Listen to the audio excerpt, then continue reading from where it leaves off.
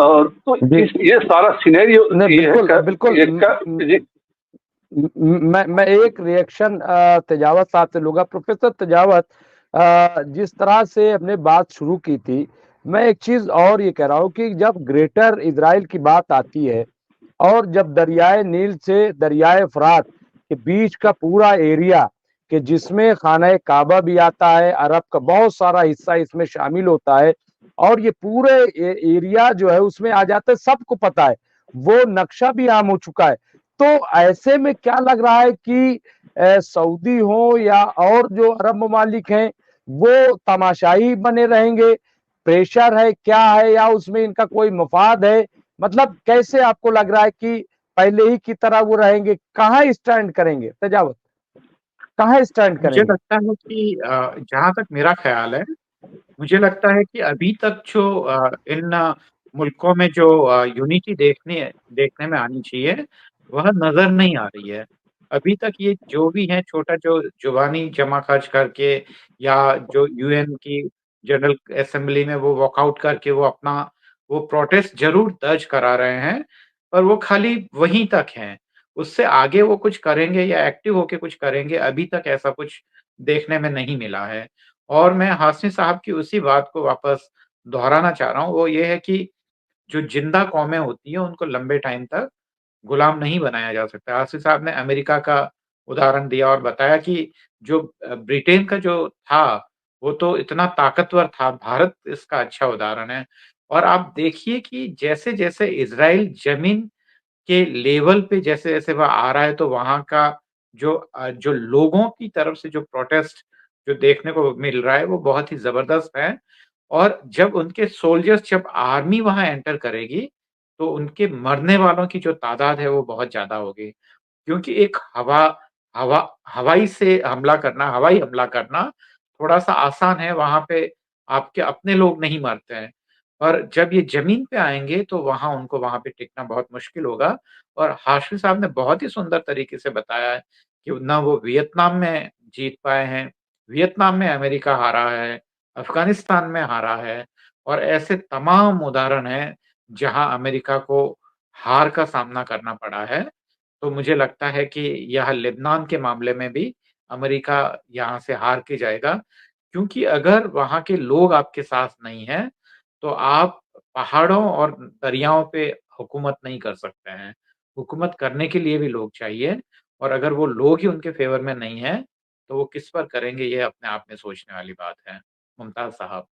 बिल्कुल। और ये एक अभी एक साहब यूनुस साहब ने एक खबर दी है कि यूएस मीडिया का दावा कि ईरान ने दूसरा परमाणु परीक्षण किया है, क्योंकि उसी जगह पर फिर से भूकंप के झटके महसूस हुए हैं। इजराइल तक भूकंप के झटके आए हैं कि जैसे पहले, लेकिन दूसरी बार जैसा कि फिर से एक थोड़ा सा आता है वो नहीं। तो क्या क्या ये माना जाए कि क्योंकि अभी 2 दिन पहले ही बाकायदा, बल्कि कल ही तमाम जो मेंबरान पार्लियामेंट हैं ईरान के, उन्होंने बाकायदा आयतुल्ला खामनाई से ये अपील की थी कि अब इजाजत दीजिए कि इस पे हम लोग परमाणु आगे बढ़े। तो ये जो खबर आ रही, मैं समझता हूँ बहुत ही इंपॉर्टेंट खबर है कि अगर परमाणु की तरफ ये ईरान बढ़ रहा है और जैसा ईरान ने कहा है कि हमें मजबूर न किया जाए, तो ऐसे में मुझे नहीं लग रहा है कि इतना आसान होगा इजराइल का ग्रेटर इजराइल बनाना। मुझे लग रहा है कि ये बार बार बात अब इसलिए कही जा रही है क्योंकि इजराइल के अंदर प्रोटेस्ट बहुत ज्यादा हो रहा है। और ऐसा लग रहा है कि आप देखिए कि जैसे श्रीलंका में तख्ता पलट हुआ था, या जिस तरह से बांग्लादेश में हमने देखा कि लोगों ने हुकूमत उलट दी, तो वही सिचुएशन, क्योंकि गुस्सा तो पहले भी था इनके करप्शन को लेकर के, और बड़े पैमाने पे सरकारी कर्मचारी, फौज तक के लोग मैदान में उतर आए थे। और 7 महीना, यानी 7 अक्टूबर 2023 से 7 महीने पहले से वहां प्रोटेस्ट चल रहा था, और उसके बाद अब तो प्रोटेस्ट चल रहा है। तो क्या कहेंगे, ये जो अगर ईरान इस तरह से मजबूत हो रहा है अपने आप को, या वो दिखाने की कोशिश कर रहा है कि हम जो है एक न्यूक्लियर पावर हो गए हैं, तो ऐसे में क्या जंग इजराइल बढ़ाएगा? नंबर 1। नंबर 2 की जो बात आपने कही कि अगर बार बार एयर स्ट्राइक होगी, तो बहुत सारे, क्योंकि 20 लाख की फौज तो सिर्फ हौती के पास है। इसके अलावा अभी एक नया वीडियो मैं ईरान ऑब्जर्वर में देख रहा था, 3 घंटे पहले का वीडियो है कि फिर हिजबुल्लाह ने अपना एक वीडियो जारी किया है जिसमें उसने अपनी ताकत का इजहार किया है कि हमें कमजोर न समझ लेना, बल्कि अभी भी हम ताकतवर हैं और जवाब देंगे, और जवाब वो दे रहा है।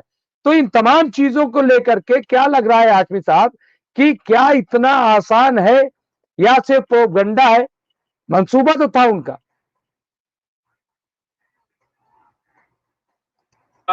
देखिए, गल्फ कंट्री का आप जिक्र कर रहे हैं, गल्फ कंट्री साथ देगा कि नहीं देगा। देखिए, गल्फ की आवाम तो साथ में है, ठीक है ना। ये बात जो अभी किताब तो आई नहीं है, जो किताब वॉर लिखा है, एक जर्नलिस्ट है बॉब वुडवर्ड ने जो किताब लिखी है, उस किताब को कुछ वर्क जो है कुछ अखबारों ने छापे हैं, कुछ बॉब वुडवर्ड ने खुद भी लिखा है, कुछ जिक्र किया है मीडिया के आगे। किताब लॉन्च नहीं हुआ है, लेकिन उसमें उसने ये बात का जिक्र किया है कि ब्लिंकन ने, होम सेक्रेटरी ने, जब बिन सुलेमान से बात किया कि क्या इजराइल फलस्तीनी मसले को लेकर के आप कंसर्न हैं, तो बिन सुलेमान ने कहा कि फलस्तीनी मसले को लेकर के हम तो कंसर्न नहीं है, लेकिन मेरी अवाम कंसर्न है, क्योंकि आपने इस मामले को इतना उठा दिया है कि हमारी अवाम जो है, जो वो फलस्तीनी इशू क्या है इसको नहीं जानती थी। लेकिन ये 1 साल की जो लड़ाई चली है, कत्लेआम जो हुआ है, जेनोसाइड जो हो रहा है, उसने हमारे अवाम को फलस्तीनी इशू को लाके बता दिया है कि क्या है। तो इजराइल का सबसे बड़ा एक डिफीट तो ये है कि Indo gulf Europe economical corridor का सपना उसका चूर हो गया है, जिसको लेकर के फॉक्स के रिपोर्टर ने जब इंटरव्यू किया था बिन सलमान का, और इसी Indo gulf corridor, economical corridor को बिन सलमान ने कोट किया था कि हम ऐसे इस पे काम कर रहे हैं और हम ये चाहते हैं कि फलस्तीनियों की हालत में इम्प्रूवमेंट हो, कुछ जो इकोनॉमिकल एम्बार्गो लगा रखा है, कुछ लाइफ में सख्तियां जो है उनकी जिंदगी में इजराइल ने लगा रखा है, उसको रिलैक्स दे। लेकिन अब क्या बोल रहे हैं बॉब वुडवर्ड को इंटरव्यू में बिन सलमान कि हमारे इस लड़ाई ने मेरे अवाम को जगा दिया है, वो नहीं जानते थे क्या इशू है, और अब तो 2 नेशन पे ही बात बनेगी तभी रिलेशन बहाल होंगे। तो इजराइल का एक डिफीट तो ये हो गया कि नेतन्याहू यूनाइटेड नेशन में जिस मैप को लेके गए थे, जिस मैप में वेस्ट बैंक भी साफ था, जबकि ओस्लो जो कैंप डेविड समझौता हुआ या ओस्लो एग्रीमेंट हुआ, उस ओस्लो के तहत वो दिया गया था, और कैंप डेविड समझौते के तहत दिया गया था। यासीर अरफात को स्पेशली ओस्लो समझौते के तहत वेस्ट बैंक का हिस्सा दिया गया था, और उसको भी नेतन्याहू ने यूनाइटेड नेशन में जब मैप लेके खड़े हुए तो वो वेस्ट बैंक नहीं था, गजा नहीं था, पूरा इजराइल था। और वो बता रहे थे कि ये इंडिया का है, यहाँ से इंडिया इकोनॉमिकल ट्रेड चलेगा, कॉरिडोर होगा, ये गल्फ आएगा और फिर ये इजराइल के एक्सपोर्ट पे आएगा और यहाँ से यूरोप जाएगा। तो एक डिफीट तो नेतन्याहू की ये हो गई हमास के साथ जंग में कि वो चला गया बैकड्रॉप में। और अब सऊदी गवर्नमेंट ये कह रही है कि 2 नेशन, जब एक इंडिपेंडेंट सोवरेन फलस्तीनी स्टेट वजूद में आएगा तभी हमारे रिश्ते बहाल होंगे। तो डोनाल्ड ट्रंप का अब्राहम अकॉर्ड जो है वो भी जो है खत्म हो गया फिलहाल सऊदी के साथ इजराइल के रिश्ते के हवाले से अगर बात की जाए तो आप देखिए, प्लस ईरान और जो बात है कि टर्की है या गल्फ कंट्री है, ये इस वॉर में सपोर्ट करेगा कि नहीं करेगा। देखिए, उस कमी को ईरान ने पूरा किया या करवाया। जो इराक में शिया मिलिशिया है, कई मिलिशिया है वहाँ, इराकी हिजबुल्ला भी हैं, हौती हैं, सीरिया में है, और लेबनान में हिजबुल्ला है, जो सबसे बड़ा वर्ल्ड का आज की तारीख में non state well armed militia group है। और ये साबित भी हो रहा है, इस तकरीबन 2 हफ्ते में ये जंग एंटर हो रहा है। इससे जब हाफिज बशीर उल असद की गवर्नमेंट को बचाने में कामयाब हो सकता है ईरान, उस जो सुलेमानी जो मारे गए, डोनाल्ड ट्रंप ने बगदाद एयरपोर्ट पे जो मरवाया अटैक करके, सुलेमानी ने क्या किया, अल अब्बास मिलिशिया ग्रुप कायम किया और उस अल अब्बास में दुनिया भर के जो फाइटर्स थे, चाहे वो शिया, मेजोरिटी ऑफ कोर्स शिया मिलिशिया, लेकिन उसमें सुन्नी मिलिशिया भी शामिल थी। इराक के सुन्नी ग्रुप जो है, अफगानी थे उसमें शामिल, पाकिस्तानी थे उसमें शामिल, और ये 10,000 का well armed hardened militant group Al Abbas Iran ने बनाया, जो सीरिया में फाइट किया। प्लस इराक के मिलिशिया वहां के फाइट की, ईरान की मिलिशिया, जो सीरिया की जो शिया मिलिशिया है वो वेल आर्म्ड भी, वो फाइट की। और हिजबुल्ला आया वहां से, लेबनान से सीरिया के अंदर अपने, और वो उसने फाइट करके बशीर अल असद की गवर्नमेंट को खत्म होने से बचा लिया इन मिलिशियाओं ने। और यही मिलिशिया हमास का साथ दे रहे हैं।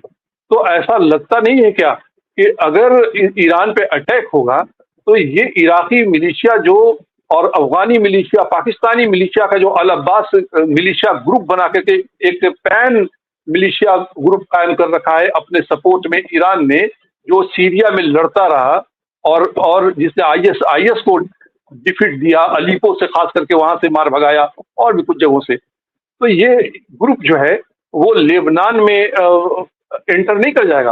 हालांकि अमेरिका और कुर्दिश जो सीरियन कुर्द है और अमेरिकन आर्मी है, वो लीबिया और इराक का जो मेन हाईवे है उस पे को ब्लॉक किए हुआ है ताकि वहां से नहीं आ पाए। लेकिन टनल इतना लंबा बना रखा है, आईएस ने बनाया था जब आईएस सीरिया के आधे हिस्से पे काबिज थी और इराक पे काबिज थी। उस वक्त जो टनल बनाया था उसी टनल को और इम्प्रूव किया है ईरान ने, इराकी मिलिशिया ने, और उन्हें और फोर्टिफाइड किया है। उनके जरिया वो, उनकी मौजूदगी आज भी वो आ रहे हैं, जा रहे हैं। तो एक सिर्फ ये नहीं है कि हिजबुल्ला के 40 से 50,000 फाइटर, जो पहले 2006 में 5,000 था, आज 40 से 50,000 फाइटर हैं। अगर हो सकता है कि इसके जरिया ये पूरी मिलिशिया ग्रुप अल अब्बास और इजरायली मिलिशिया, मैं हौती की तो बात ही नहीं कर रहा हूँ, हौती तो अलग है, वो 1000 किलोमीटर अलग है, वो डायरेक्ट ईरान से उतना गाइड भी नहीं होते हैं जितना इराकी मिलिशिया या सीरियन मिलिशिया या हिजबुल्ला गाइड होती है। हौती उतना गाइड नहीं होते हैं ईरान से, उनका कुछ अपना मामला भी है, जो आप मुमताज भाई जानते हैं, थोड़ा जो मामला उनके हैं वो जैदी हैं, तो वो थोड़ा कुछ मामलों में लेकर के अपना उनका लाइन रहता है। तो ये सारी मिलिशिया जो है वो हिजबुल्ला की मदद को भी आएगी, वो हमास के भी मदद को आ सकती है, खास करके जो हम अल-कस्साम के लोग फाइटर जेनिन वगैरह में है, जहाँ पे इजराइल ने काफी ज्यादा ब्रूटल अटैक कर रहा है। तो ये लड़ाई मैंने कहा कि एसिमेट्रिक हो चुकी है, ये इजराइल को फायदे नजर आ रहे हैं, ये इजराइल के लिए तबाही शुरू हो गई है। पहली तबाही तो यही हुआ कि सारे अरब कंट्री, सऊदी अरब खास करके, जो डोनाल्ड ट्रंप ने बड़ी मुश्किल से डील करवा रहे थे, बहरीन भी शामिल, मोरक्को शामिल, तो ये डील खटाई में पड़ गया है सऊदी अरब के साथ कि अब आप, इवन यूएई जो शामिल है अब्राहम अकॉर्ड में, वो भी कह रहा है कि अब जो है बात होगी फलस्तीन की रियासत के वजूद में आने के बाद। तो ये तो सबसे बड़ा डिफीट है इजराइल का। प्लस अमेरिका अगर उलझता है तो अमेरिका और इजराइल दोनों भी इस जंग में हार सकते हैं। भले ही जो आबादी है 20 लाख 22 लाख की आबादी गजा में है, करीब 1.5 लाख से ऊपर मारे जा चुके हैं ऑलरेडी, ये तादाद और बढ़ सकती है। अमेरिका वैसे भी, मैंने पहले कहा था कि कौमों के का कातिल है, वो रेड इंडियन को उन्होंने खत्म कर दिया। इंग्लैंड के मतलब से ऑस्ट्रेलिया में वहां के इंडिजीनियस पीपल, उनका खात्मा हुआ, न्यूजीलैंड में खात्मा हुआ, और 20 लाख से ऊपर तो इसने अमेरिका ने पोस्ट सेकेंड वर्ल्ड वॉर के बाद, अमेरिकन वॉर के चलते में 20 से 25 लाख लोग मारे गए हैं, लेकिन उसमें अमेरिका की जीती हुई है, अमेरिका की हार ही हुई है। और अब मामला है साउथ ग्लोब का, अब दौर आ गया है ब्रिक्स का और साउथ ग्लोब का। ये ताकतें उभर रही हैं और अमेरिका का, वेस्ट का डाउनफॉल अब शुरू हो चुका है। जी, तो बहरहाल बहुत बहुत शुक्रिया और यकीनन एक ताज़ा खबर आ रही है कि डोनाल्ड ट्रंप पर एक बार फिर हमला हुआ है और ये वाकई एक बड़ी खबर है कि आखिर ऐसा क्यों हो रहा है कि जो प्रेसिडेंट का कैंडिडेट है उसको निशाना बनाया जा रहा है और ये दूसरी बार डोनाल्ड ट्रंप पे ये हमला किया गया है। तो बहरहाल ये खबर है। इसके साथ साथ ये बिल्कुल सही है कि मुझे लग रहा है कि रुमान हाशमी साहब की बात बिल्कुल सही है कि जो मकसद ईरान का था, जो मकसद फिलिस्तीन का था, वो तकरीबन पूरा हो गया, क्योंकि ये यही चाहते थे कि पूरी दुनिया की तवज्जो फिलिस्तीन की तरफ हो और आज पूरी दुनिया जो है वो फिलिस्तीन की तरफ देख रही है और इससे हुकूमतें भले ही मसलहत में उलझी हुई हों, लेकिन अवाम जो है खास तौर से वो बहुत तेजी से बेदार हो रही है। वो समझ रही है कि कहाँ जुल्म हो रहा है, कहाँ ज्यादती हो रही है और आज बच्चा बच्चा शायद इस बात को समझ गया है कि इजराइल कैसे वहां पहुंचा और किस तरह धीरे धीरे वो बढ़ रहा है और उसका मंसूबा क्या है। और बात जो है खाने काबा तक जब पहुंचती है तो जाहिर सी बात है कि फिर इसका रिएक्शन होना तय है। बहरहाल क्या होगा, जैसा कि हमारे प्रोफेसर अरविंद सिंह तेजावत ने कहा कि पहले प्रिडिक्शन नहीं की जा सकती। ये तो ठीक है, जियो पॉलिटिक्स में बहुत सारी बातें हर पहलू पे, जैसा कि रुमान हाशमी कहते हैं कि जियो पॉलिटिक्स जो है वो हर पहलू पर उस पर गौर किया जाता है और उसमें कुछ भी मुमकिन है, ऐसा कहा जाता है। बहरहाल दोनों हजरात का बहुत बहुत शुक्रिया कि दोनों हजरात आप यहाँ पे तशरीफ लाए और दोनों शुक्रिया। ने जिस संजीदगी से बात की है, बहुत सारे मैसेजेस आए। बाद में आप वीडियो जब देखेंगे तो मैं उनको पढ़ नहीं पाया, लेकिन बहुत सारे, और सब ये कह रहे थे कि जितनी संजीदगी, और मैं खुद बता रहा हूँ, मैं 12-13 महीने से इस पे प्रोग्राम कर रहा हूँ, लेकिन बाखुदा बता रहा हूँ कि जब तेजावत साहब को सुनता हूँ या रुमान हाशमी साहब को, तो लगता है कि आज जो है कुछ इजाफा हो गया है इल्म में। तो ये भी जब मैं इस शुक्रिया। बात को महसूस कर रहा हूँ जो हर जगह, तो जाहिर सी बात है कि जो हमारे व्यूवर्स हैं वो भी इसका जरूर इसका फायदा उठाते हैं। तो मैं आप दोनों हजरात का शुक्रगुजार हूँ और इंशाल्लाह फिर आपको थैंक मदऊ यू। करूंगा और उम्मीद है कि आप जरूर तशरीफ लाएं। बहुत बहुत शुक्रिया और देर हो गई इसके थैंक लिए यू। माजरत। शुक्रिया। ठीक है।